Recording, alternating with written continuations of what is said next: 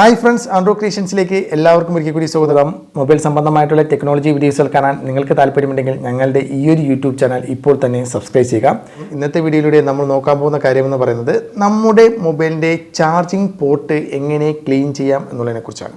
Charging port എന്ന് പറഞ്ഞാൽ നിങ്ങൾക്ക് എല്ലാവർക്കും അറിയാവുന്ന ഒരു കാര്യം തന്നെയാണ്. നമ്മുടെ മൊബൈൽ ചാർജ് ചെയ്യുന്നതിന് വേണ്ടി ആ ഒരു പിന്ന് കുത്തുന്ന ഒരു ഹോൾ, നമ്മുടെ മൊബൈലിൻ്റെ ആ ഒരു ഹോൾ, അതാണ് ചാർജിങ് പോർട്ട് എന്ന് പറയുന്നത്.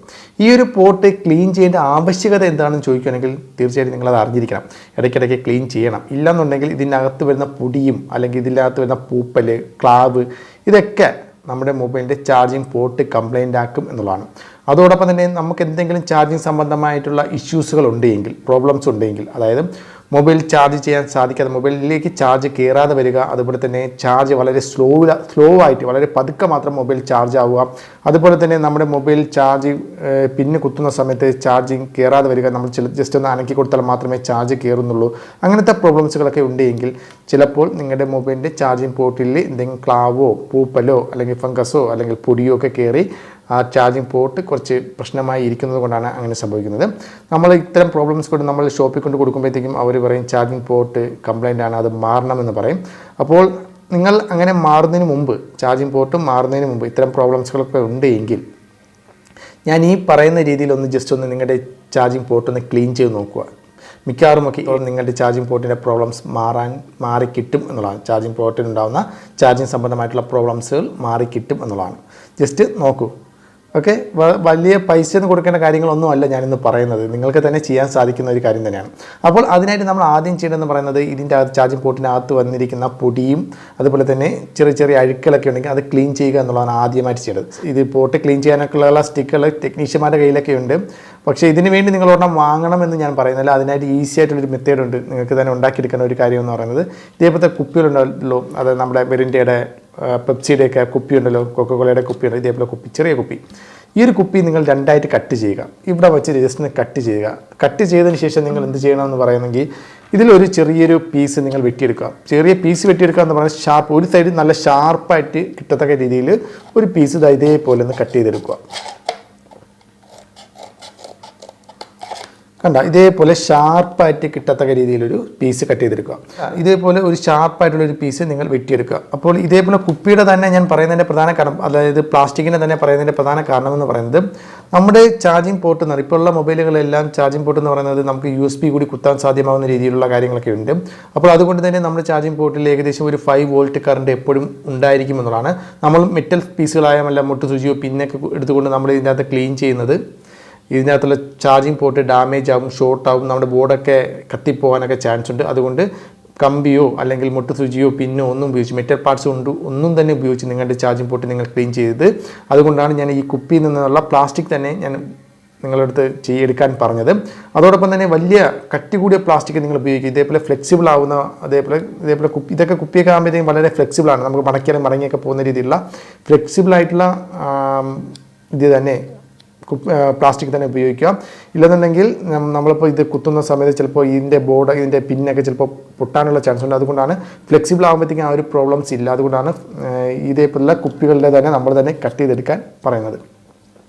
അപ്പോൾ നിങ്ങൾ മനസ്സിലാക്കണമെന്നേക്കും ഇനി നമ്മൾ സിമ്പിളാണ്. ഇതേപോലെ ഷാർപ്പായിട്ടുള്ള കാര്യത്തിൽ ഷാർപ്പായിട്ടുള്ള ഈ ഒരു ഭാഗം ഉപയോഗിച്ചുകൊണ്ട് ജസ്റ്റ് ഇതിൻ്റെ അകത്ത് നല്ല രീതിയിലൊന്ന് ക്ലീൻ ചെയ്ത്, ഇതേപോലെ ക്ലീൻ ചെയ്തതിന് ശേഷം ജസ്റ്റ് താഴോട്ട് ഞാൻ ജസ്റ്റ് കയ്യിലോട്ട് ഞാൻ തട്ടുക. അപ്പോഴത്തേക്കും പൊടിയോ അഴുക്കൊക്കെ ഉണ്ടെങ്കിൽ, അത് ചെറിയ ചെറിയ കാര്യങ്ങളൊക്കെ അടഞ്ഞിരിക്കുന്ന പല കാര്യങ്ങളൊക്കെ ഉണ്ടെങ്കിൽ അത് ജസ്റ്റ് അങ്ങ് ക്ലീനായി പൊയ്ക്കോളും.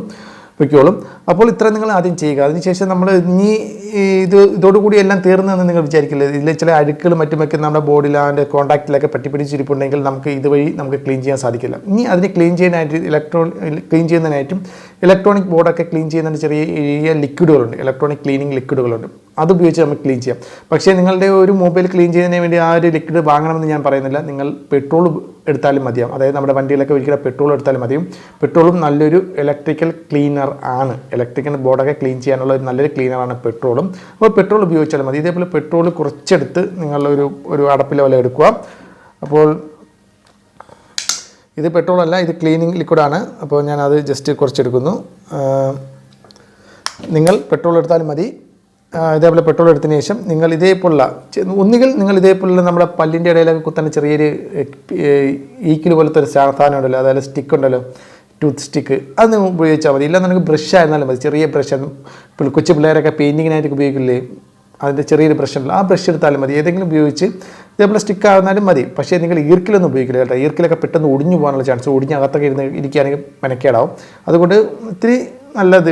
അതുപോലെ മെറ്റൽ പാർട്സ് നിങ്ങൾ ഉപയോഗിക്കരുത്. അത് ഞാൻ പറയുന്നുണ്ട്. മെറ്റൽ പാർട്സ് ഉപയോഗിക്കരുത്. ഇത് പല്ലൊക്കെ ക്ലീൻ ചെയ്യുന്ന സ്റ്റിക്കോ അല്ലെങ്കിൽ ചെറിയ ബ്രഷോ എടുത്ത് ജസ്റ്റ് പെട്രോളിൽ മുക്കിയതിന് ശേഷം ജസ്റ്റ് ഒന്ന് ക്ലീൻ ചെയ്ത് കൊടുക്കുക. ഈ പോട്ടിൻ്റെ അകത്ത് ജസ്റ്റ് ഒന്ന് തടവി കൊടുക്കുക എന്നുള്ളതാണ്. ഇതേപോലെ ജസ്റ്റ് ചെറുതായിട്ട്, വളരെ വളരെ ബലം പ്രയോഗിക്കുന്ന വേണ്ട, ചെറുതായിട്ട്. നമ്മൾ നേരത്തെ മറ്റേ ഇത് ഉപയോഗിച്ച് നല്ല രീതിയിൽ നമ്മൾ ക്ലീൻ ചെയ്തു. പക്ഷേ അതിൻ്റെ അകത്തുള്ള അഴുക്കൽ നല്ല രീതിയിൽ പോകുന്നതിന് വേണ്ടിയാണ് ഞാൻ പെട്രോളോ അല്ലെങ്കിൽ ക്ലീനിങ് ലിക്വിഡോ ഉപയോഗിച്ച് ക്ലീൻ ചെയ്യാൻ പറഞ്ഞത്. ജസ്റ്റ് നിങ്ങൾ ഇതേപോലെ ക്ലീൻ ചെയ്ത് കൊടുക്കുക.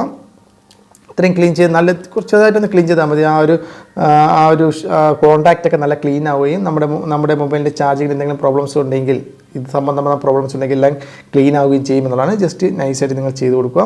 ഇത്ര മാത്രം നിങ്ങൾ ചെയ്താൽ മതി. പിന്നെ ഒരു കാര്യം ശ്രദ്ധിക്കുക, നമ്മൾ സ്വിച്ച് ഓഫ് ചെയ്ത്, മൊബൈൽ സ്വിച്ച് ഓഫ് ചെയ്തതിന് ശേഷമാണ് ഇതൊക്കെ ചെയ്യുന്നതാണ് ഏറ്റവും ബെറ്റർ.